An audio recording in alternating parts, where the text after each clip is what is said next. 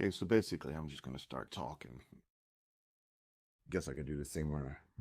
So, I have dyslexia.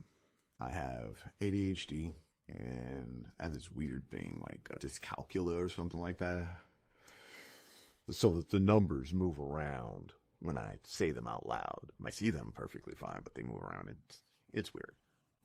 So I'm recording this because I was in a conversation the other day with a person who just, for the life of them, didn't want to understand. And it drove me crazy.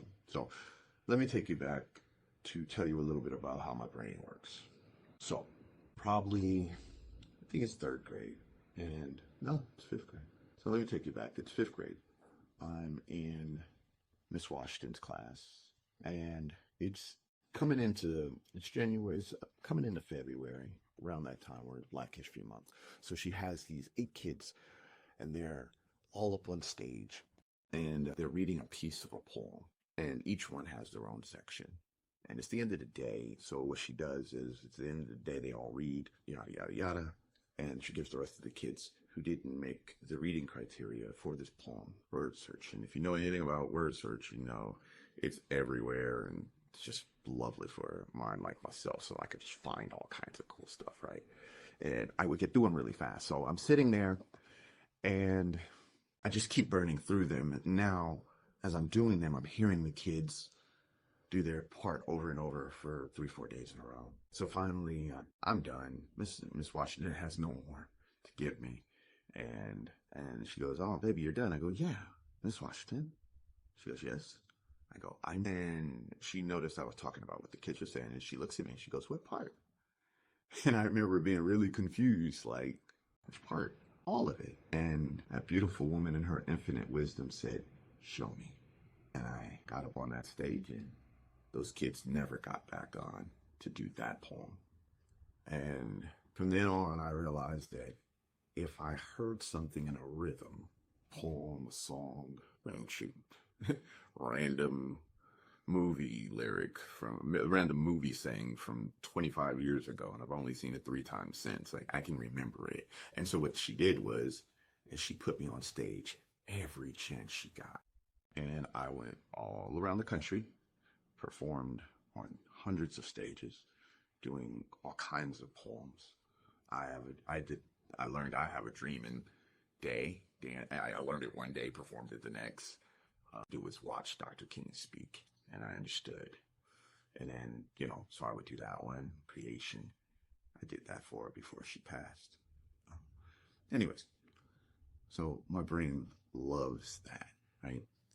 But I can walk into a room and have all the intentions of doing something and sit there for 5, 10 minutes and have no idea why I came in this room, what I'm doing. And yeah, so yesterday I get this person on the phone, a business colleague, and it's 3 days since I called him. He didn't answer, and I said, "Hey, I have something." And I was all excited about it. I'm sure I get excited. I'm excitable. And I couldn't remember what I called him for 3 days later here. And I told him that, and he went in on me, and I just, it's like, come on, man. You know my story. This ADHD thing, my memory, it don't work all the way the same. And he then started to tell me about some guy he knew and how that guy never mentions it, and he's been working with it in his psychology degree, and yada, yada, on and on and on. And finally, I just couldn't take it anymore. And I asked him, "What's this guy's name? Alvin. Was he from Compton?" Great. He's not me.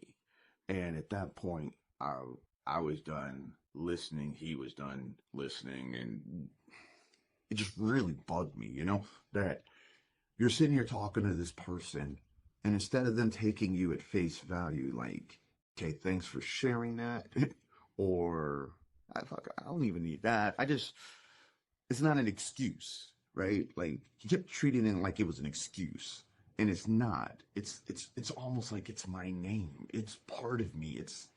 You know what I mean? Like, I struggle with these things that you don't see. So how dare you compare me to somebody else in their struggle? That's not fair to that person. I don't know what they go through. And it damn sure ain't fair to me. And I just couldn't take it. And this is a good dude, good people to me. But at that moment, I lost my mind so much so that this camera, I've been meaning to turn it on. Like I could turn it on for a lot of people, but I couldn't turn it on for myself. But now I had to, and I had to say to anybody, just hear me just a little bit. Do not compare people's struggles. You know, the best thing you could do when someone tells you, hey, I'm going through something, don't compare it with what you got, what somebody else has got, here, there, whatever. It's theirs. It's personal.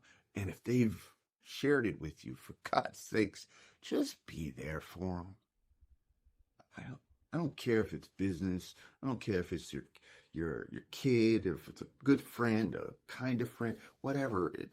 As a human being, we should have the ability to be there for each other. If someone tells you I'm going through something, if they show you that sign, the least you can do is show them another sign that says, I'm here for you.